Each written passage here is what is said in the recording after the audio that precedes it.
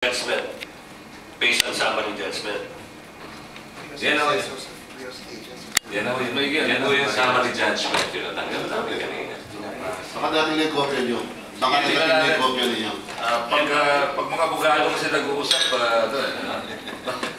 mas maigi, lang. Total, sinabi niya na wala na. Anyway, Importante dito, Mr. Chairman, hindi nakikilos yung PMO sa Incorporated. Yun ang importante.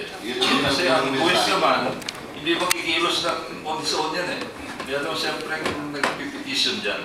Pero pag yung petitioner, must be very cooperative and very understanding to the people, palagi ko wala nang problema. At yun naman ina-assure ni Attorney Mercado din sa amin. Mendoza, basta ang amin lamang naman po ay business and property rights. So, yan o, ipupurso lang namin. Kung nagkasundo po tayo, ayos po tayo. Kung hindi po, sa usgado na lang po. At ang mga tao naman po eh, tuloy lang po. Okay na yun. Wala namang problema mag-away kayo basta tumapasok na ang tubig ng studio. Patagalin pa rin ng 20 taon, okay lang yun. May tubig sila. Kaya si Taraseo ng PSO. Ako ay nagpapasalamat sa PFOC at sa wakas ay nabigyan ng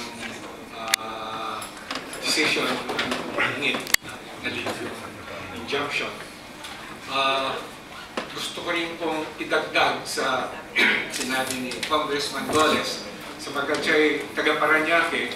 Sinabi lang niya yung ituloy yung pag-ukay at bigyan ng tubig ang Parañaque.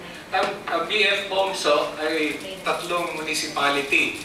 So Parañaque yung pinakamalaki, pagkatapos Las Piñas, tapos may maliit na Muntinlupa. So isama na lang natin doon sa sinabi ni Congressman Goles na hindi lang Parañaque ang i-cover yung buong BF Bomso. Sapagkat itong papuntang Muntinlupa, yung Tirona, part of that hindi pa ho nalalagyan. Pero maliit na lang yun. So pag nalagyan yun, yung Muntinlupa section ay masasakot na lang. Hindi, sabi ko nga ng hearing natin, hindi naman talagang Parañaque lamang ang sakop ng BFA. So I think ito'y parang sa buong development ng BF.